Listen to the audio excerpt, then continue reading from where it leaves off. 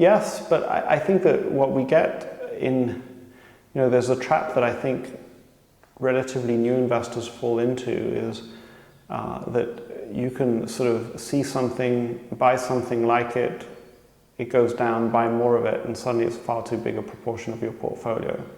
And I think that sort of the experience that I've had in observing other investors, you make a decision, you buy it, you spend the time to buy it, and then be done with it.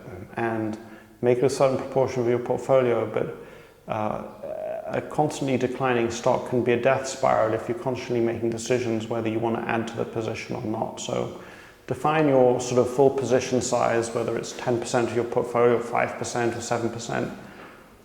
Buy in the full position over a certain period and then be done with it. And then 2 or 3 years later, you make a decision as to whether you're continuing to own it or you're selling it. So perhaps part of the wisdom that I think that I'm trying to touch on and I'm reaching for, which I don't think is in the book, is, and it's part of this willpower idea, try and reduce the number of decisions you make. So I actually think that it's quite possible that my returns would not be much worse and might even be better if I was only allowed to trade on 1 day a year.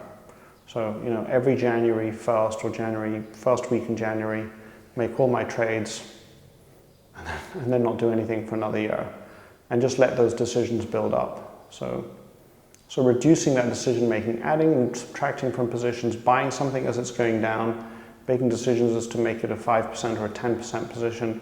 I think it's good to have all of those things clear up front. In fact, the strange thing that we're talking about here, John, is that the market gives us so much freedom of action between buying and selling, position sizing, and I think that a lot of what this is saying is that actually we don't actually want to use most of those freedoms of action, and it's a strange thing because you'd say, well, why wouldn't you want to? And actually the psychological benefits are so powerful that they outweigh any marginal benefit that you would get out of allowing yourself that freedom of action.